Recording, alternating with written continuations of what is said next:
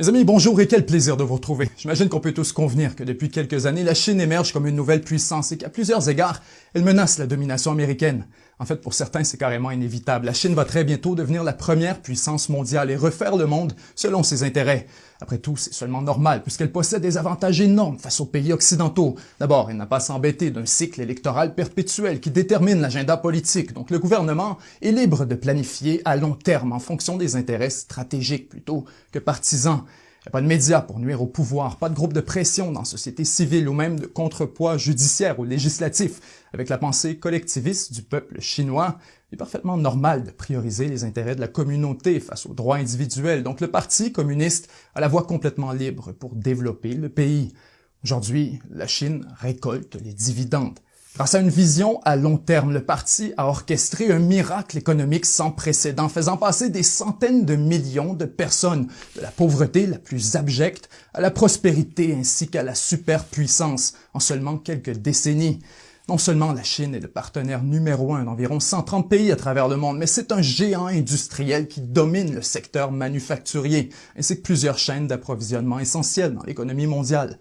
Avec une population plus nombreuse que celle de l'Europe et des États-Unis combinés ensemble, le potentiel militaire, industriel et commercial de la Chine semble virtuellement sans limite.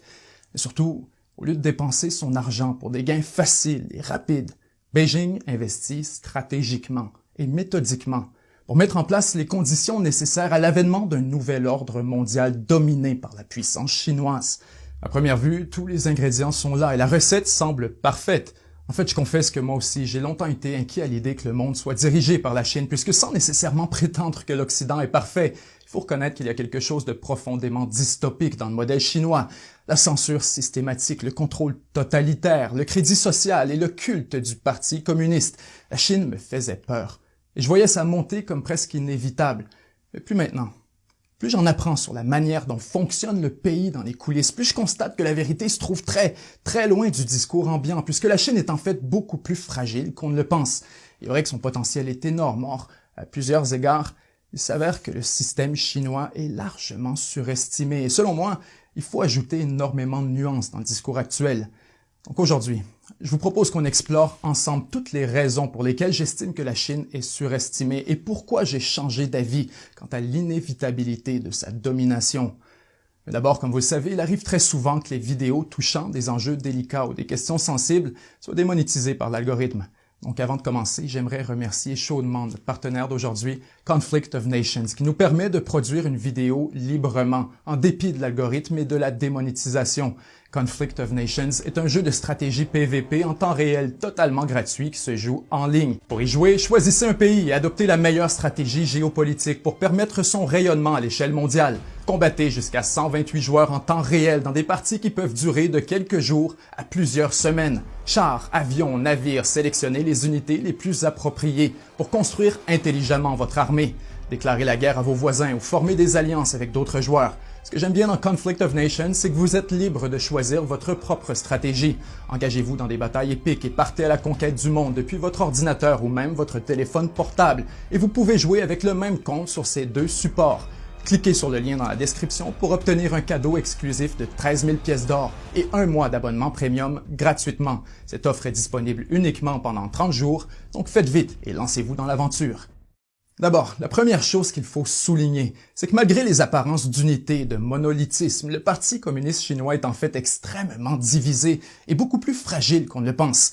Pour bien comprendre, il suffit de remonter un peu dans l'histoire. Devant le traumatisme profond causé par la mort de Mao en 1976, la Chine a fait la promesse de ne plus jamais succomber au culte de la personnalité ainsi qu'à la surconcentration du pouvoir politique. En 1982, le président Deng Xiaoping a donc amendé la Constitution afin d'ajouter une limite de 2 mandats consécutifs pour la présidence, permettant non seulement une période de croissance et de stabilité, mais aussi le maintien d'une forme d'équilibre entre les différentes factions qui composent le Parti communiste. Autrement dit, les clans rivaux pouvaient coexister en se partageant le pouvoir et en s'alternant dans les postes les plus influents. Le problème, c'est qu'à mesure où les différentes factions politiques ont accumulé de l'influence à l'intérieur de la Chine, la corruption s'est installée. Et le gouvernement est devenu grotesquement incompétent, alors que n'importe qui pouvait obtenir une promotion ou un poste d'influence, en autant de payer la bonne personne et d'appartenir à la bonne faction. Lorsque Xi arrive au pouvoir en 2012, il est déterminé à régler une fois pour toutes le problème de la corruption et ce, même si ça implique de prendre les grands moyens et de complètement bousculer l'équilibre des 40 dernières années. Bien sûr, il mène une gigantesque campagne anti-corruption visant plus d'1 million de fonctionnaires et de membres du parti, mais surtout, il organise une purge systématique de tous les représentants des factions adverses au sein du gouvernement, en les expulsant des positions d'influence afin de les remplacer avec ses propres loyalistes.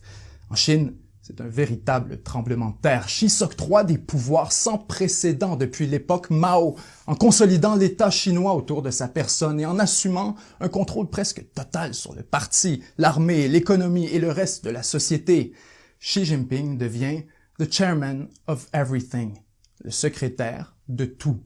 Il va même jusqu'à modifier la Constitution pour abolir les limites de mandat, lui permettant ici de diriger la Chine pour le reste de sa vie. Or, évidemment, c'est loin d'avoir plu à tout le monde. Et ça, Xi Jinping le sait très bien.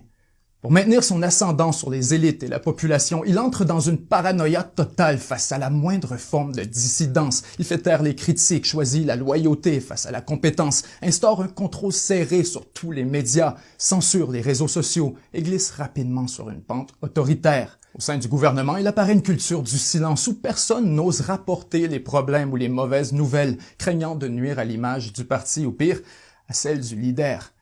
Ainsi, depuis près de 10 ans, le gouvernement chinois maquille, exagère ou cache la vérité de manière systématique afin de toujours projeter une image de quasi-perfection et de gouvernance immaculée.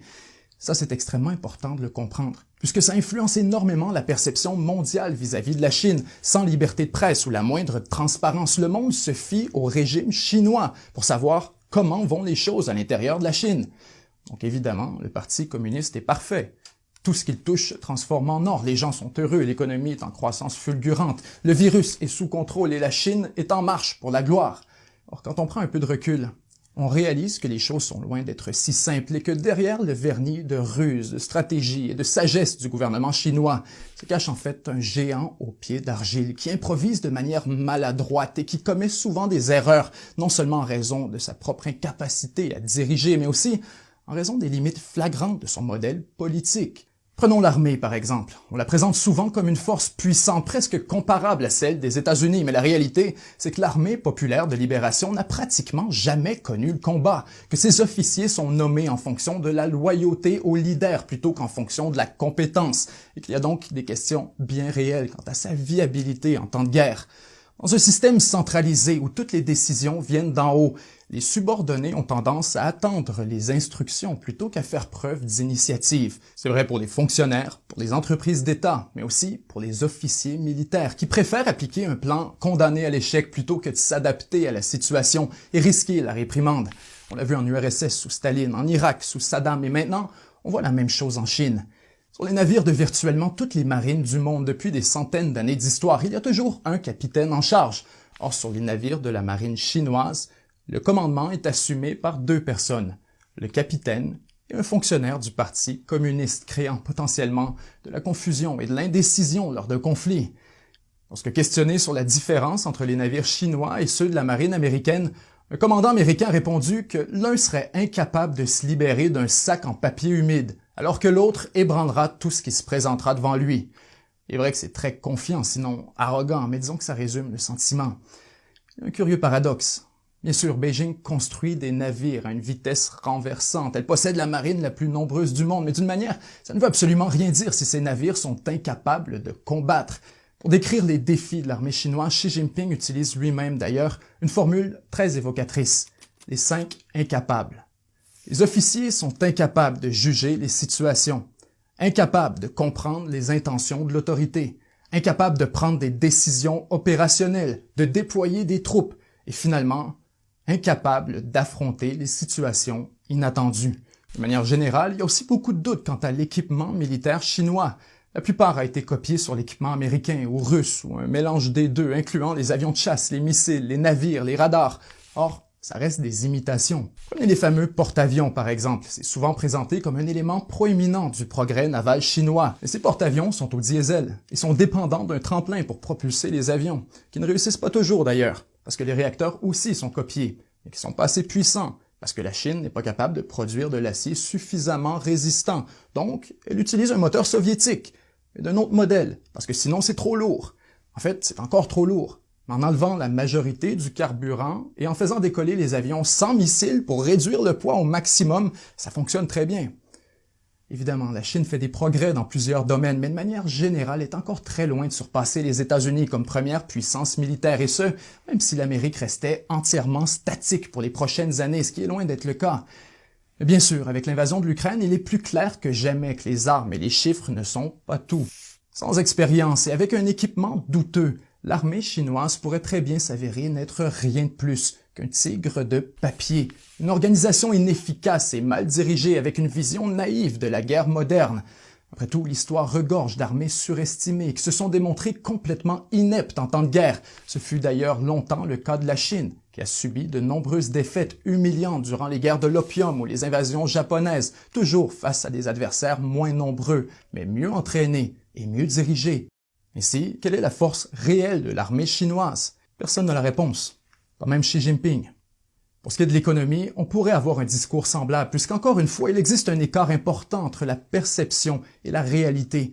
En conséquence, on a tendance à sous-estimer les contraintes et les problèmes du modèle chinois. D'abord, les entreprises étatiques chinoises ont beau être gigantesques et occuper une place énorme dans l'économie, elles demeurent pour la plupart des géants rigides et inefficaces qui génèrent très peu d'innovation malgré leur taille impressionnante. Dans les sociétés libérales, les entrepreneurs et les innovateurs sont largement motivés par la poursuite du gain et sont donc prêts à prendre des risques considérables au nom de l'innovation.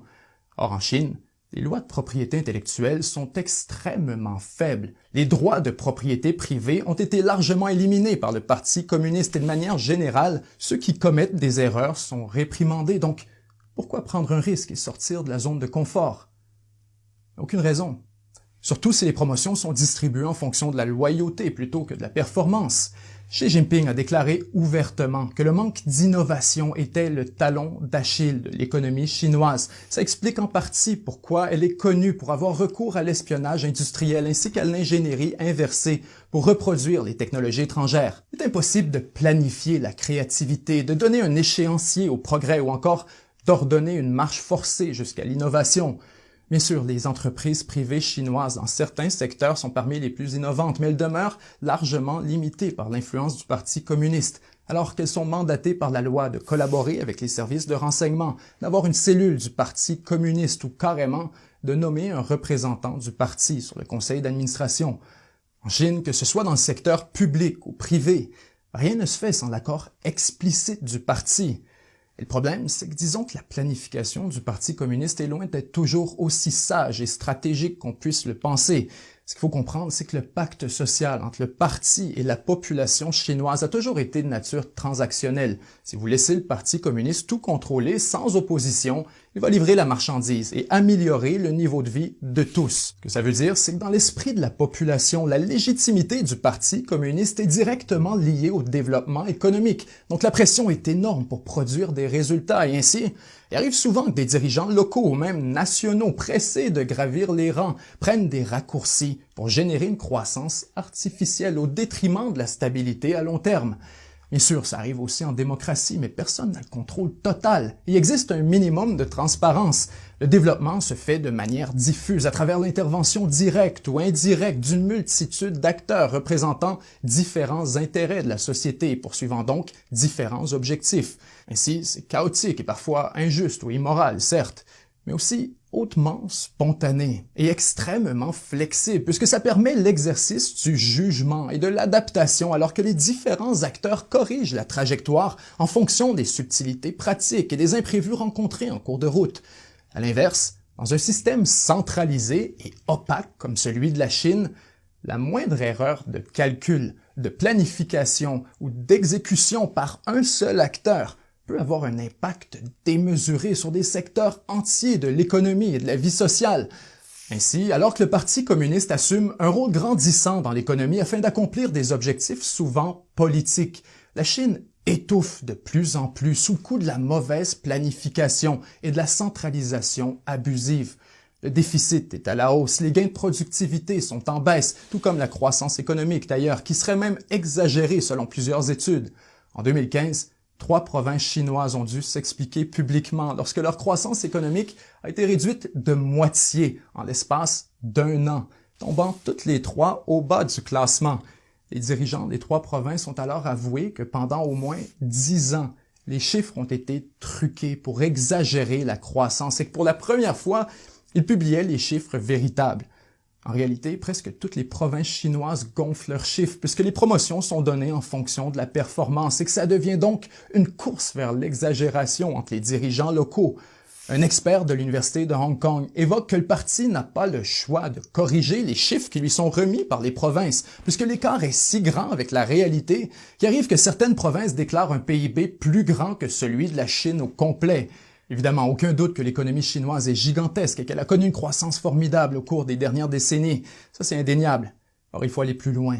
Quelle part de la croissance est réelle et quelle part est en fait un mirage, que ce soit à travers la manipulation des chiffres ou tout simplement à travers des projets futiles pour une croissance artificielle et des gains à court terme?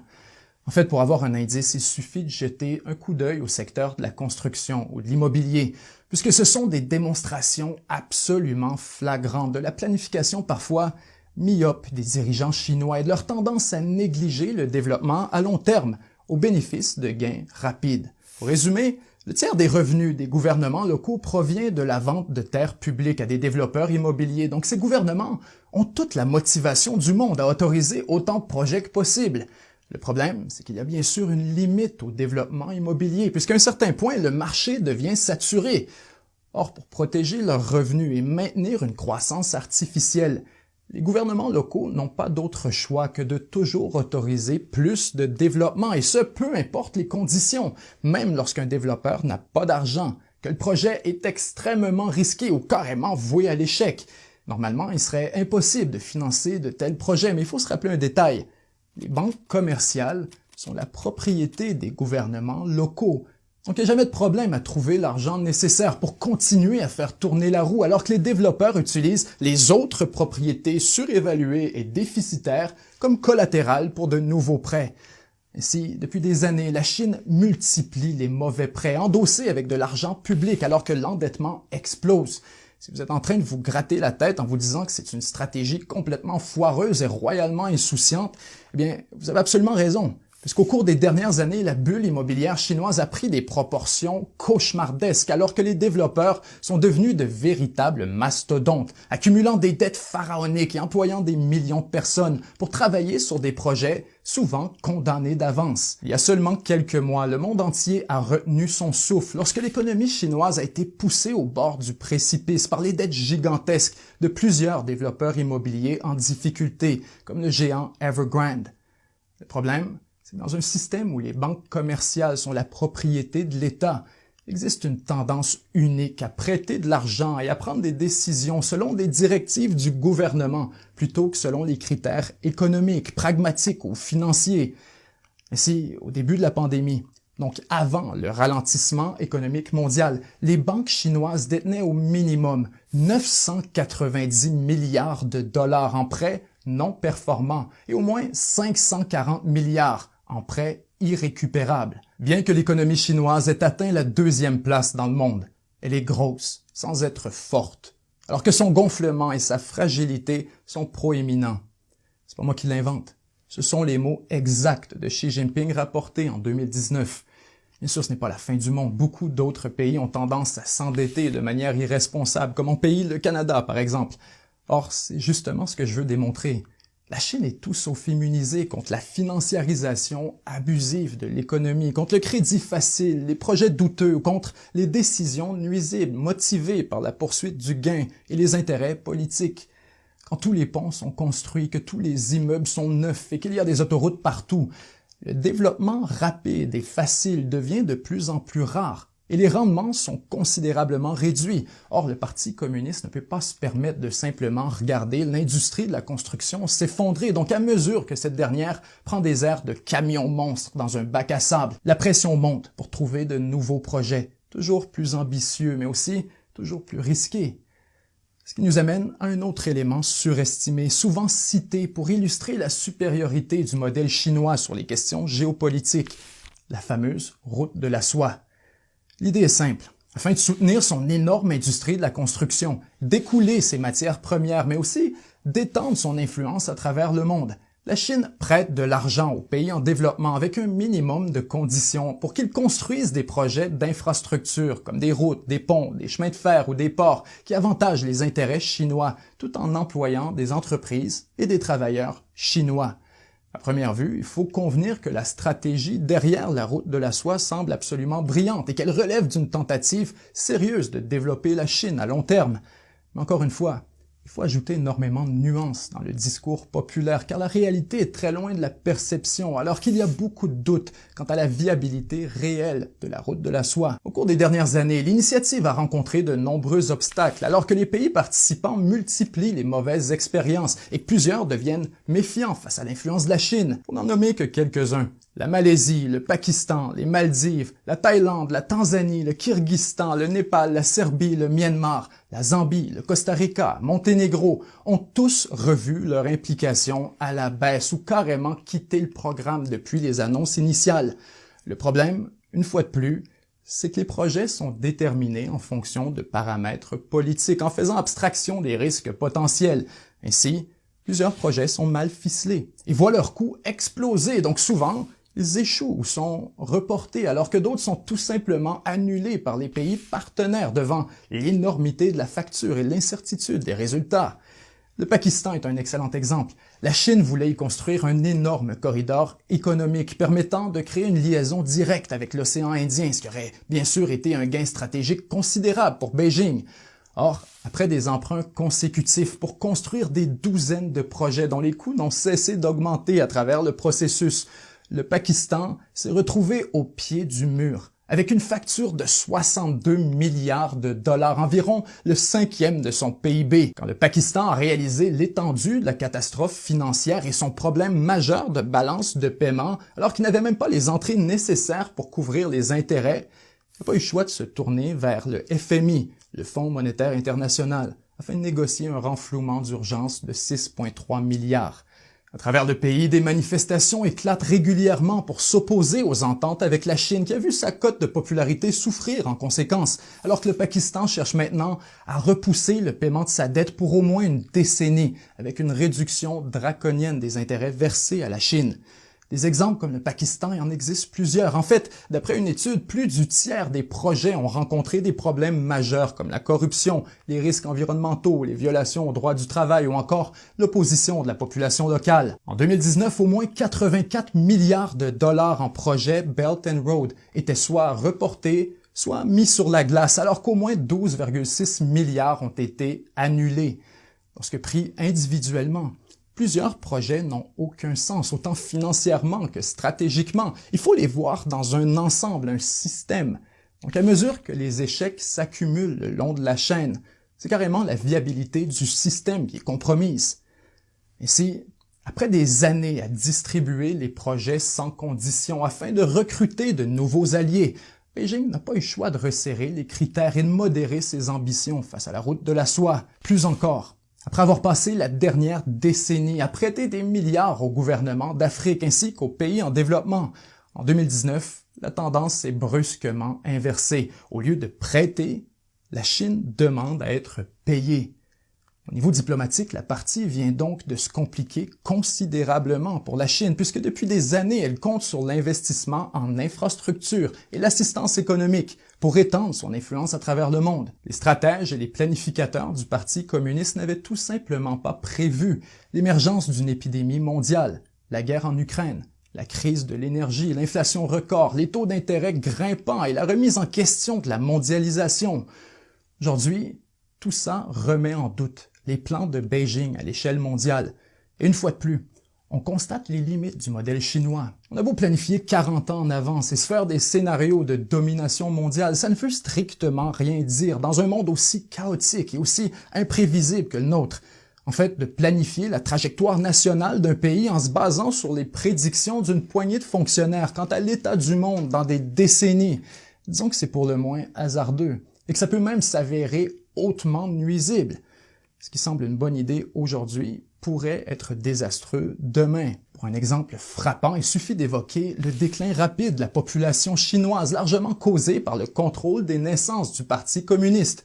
Pendant des décennies, le parti a tout fait pour réduire la natalité afin d'accélérer le développement économique.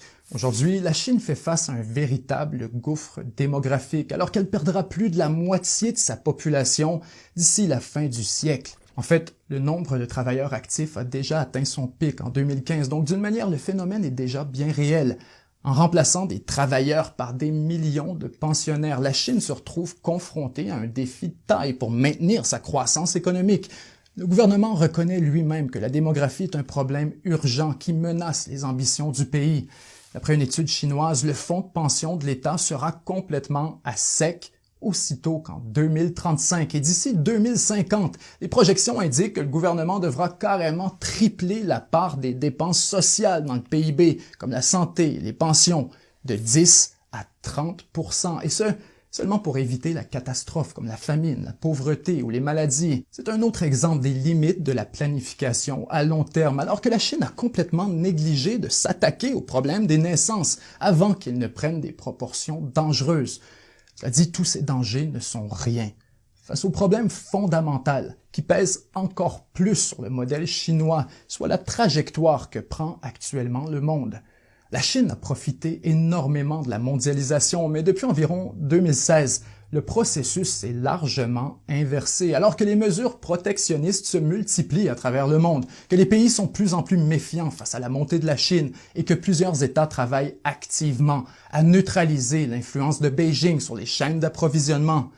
L'arme la plus puissante du gouvernement chinois, c'est la nature tentaculaire de son économie qui infiltre profondément le secteur manufacturier mondial. Le problème, c'est que tout le monde l'a compris. Selon une étude de 2019, sur 200 entreprises américaines actives en Chine, au moins 120 affirmaient revoir leur chaîne d'approvisionnement afin d'en sortir. Le Japon paye ses entreprises afin qu'elles quittent la Chine. L'Australie reconfigure son économie pour couper Beijing. L'Europe change d'idée quant à un traité commercial majeur, alors que les États-Unis relancent la production de terres rares et de semi-conducteurs. Peu à peu, le gouvernement chinois est dépouillé de son arsenal économique. Avec l'invasion de l'Ukraine par la Russie, le phénomène risque de s'accélérer alors que les gouvernements réalisent brusquement que l'approvisionnement en ressources stratégiques est un attribut de la sécurité nationale. Les sondages indiquent que la perception de la Chine est en chute libre à travers les pays développés et même en Afrique, l'opinion positive recule face à Beijing alors que les Africains considèrent que les États-Unis sont un meilleur modèle pour le développement. Pour plusieurs, la Chine a perdu de son attrait. Au lieu d'attirer les expatriés internationaux, elle les repousse, alors qu'elle traverse depuis 10 ans un exode massif de ressortissants étrangers. Depuis 2011, le nombre d'expatriés à Shanghai a diminué de 20%. À Beijing, il a chuté d'au moins 40%. Avec le confinement extrême des villes chinoises, le phénomène est exacerbé. Bien sûr, vous pouvez en dire ce que vous voulez, me traiter de vendu si ça vous plaît, mais la vérité, c'est que les problèmes profonds et structurels qui gangrènent aujourd'hui la Chine sont loin d'être causés par la méchante CIA, les États-Unis ou même l'Occident. Ils sont causés par le modèle chinois, par le Parti communiste, par sa fameuse doctrine du loup guerrier, ainsi que par sa tendance chronique à tricher, copier, mentir, toujours en mettant l'orgueil et l'honneur devant le pragmatisme et la raison. Encore aujourd'hui, plusieurs villes chinoises sont confinées dans des conditions draconiennes alors que le gouvernement poursuit avec entêtement sa politique de COVID-0 et qu'il s'obstine à censurer la dissidence plutôt que de reconnaître son erreur et les dommages qu'il est en train de causer. Pensez-y un peu. Avec un taux de vaccination à près de 90%, un nombre de cas négligeable et un coût énorme sur l'économie, il y a seulement 4 possibilités. 1. Le parti ment grossièrement quant à l'efficacité de son vaccin. 2. Le parti ment grossièrement sur le nombre de cas et la situation est en fait beaucoup plus grave qu'il ne le prétend. 3. Le parti a convaincu la population à travers la propagande que le virus est exagérément dangereux. Ou 4. Les dirigeants locaux sont tout simplement terrifiés de remettre en question la stratégie personnelle de Xi Jinping, donc ils préfèrent cadenasser la population et se tirer dans le pied plutôt que de mettre un frein au délire dans lequel ils s'enfoncent. La réalité, c'est que c'est probablement toutes ces réponses. Et ça vous donne une idée à quel point la Chine étouffe sous le Parti communiste, à quel point son potentiel est saboté et à quel point, elle aussi, son modèle politique est bourré de problèmes. Il serait pour le moins naïf de croire à la notion selon laquelle le modèle chinois serait préférable, plus moral ou plus performant, puisqu'il laisserait moins de place à la politique, à l'avidité et aux jeux de coulisses. En vérité, c'est le contraire. Dans un système à un seul parti, où le gouvernement contrôle toutes les sphères de la société, les défauts insidieux de la politique sont absolument partout. Ils exercent une influence encore plus puissante sur la population, la société et la trajectoire nationale. Loin d'être un modèle, la Chine est plutôt un avertissement quant aux conséquences dangereuses de l'abandon des droits individuels et de la liberté en faveur de l'autorité et du bureaucratisme. Quand tous les problèmes sont vus comme une question d'ingénierie sociale, alors ça produit des horreurs comme le contrôle des naissances, le crédit social ou le confinement cadenassé. Évidemment, je suis loin de prétendre que le modèle occidental est parfait. Car nos sociétés aussi ont des problèmes énormes. Notre système est bourré de lacunes évidentes et il serait ridicule de prétendre qu'on a trouvé la réponse en matière de gouvernance. Soyons sérieux. Toutefois, ce n'est pas la Chine non plus qui a trouvé la réponse. Et ça, il est important de le comprendre. Le message, c'est qu'il manque énormément de nuances dans le discours populaire décrivant la montée de la Chine comme inévitable et imminente, alors qu'elle calculerait tous ses gestes de manière patiente, stratégique et méthodique afin de dominer le monde. Ça sonne bien, mais la réalité, c'est que la Chine est très loin d'être aussi sage et rusée ou prévoyante qu'on le prétend. Ses dirigeants sont des humains, avec des faiblesses, des instincts et des défauts humains. La politique chinoise aussi est divisée, inefficace et corrompue. Elle aussi a tendance à improviser, à mentir ou à se tirer dans le pied avec des politiques nuisibles en faveur de gains à court terme.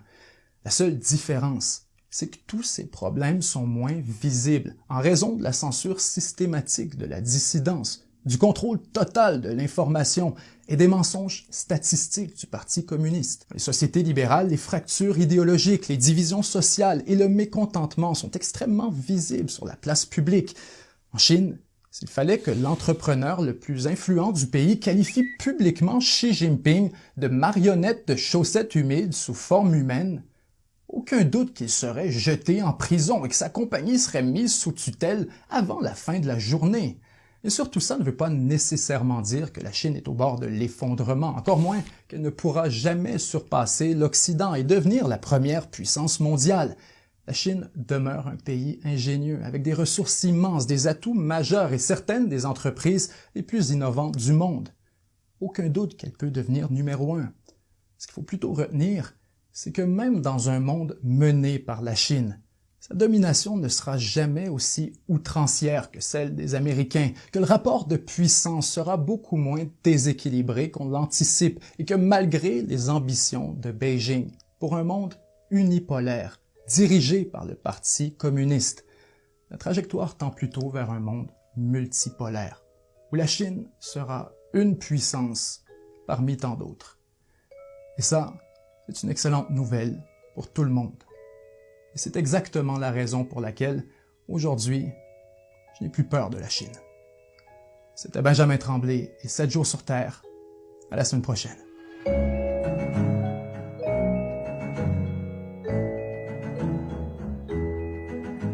7 jours sur Terre est un média indépendant financé majoritairement par les contributions de ses milliers de membres exclusifs. Si vous croyez que ce qu'on fait est important et que vous aimeriez avoir accès à du contenu supplémentaire à chaque semaine, il suffit de devenir membre à partir d'aussi peu qu'$1 ou 1 € par mois au 7jourssurterre.com/abonnement.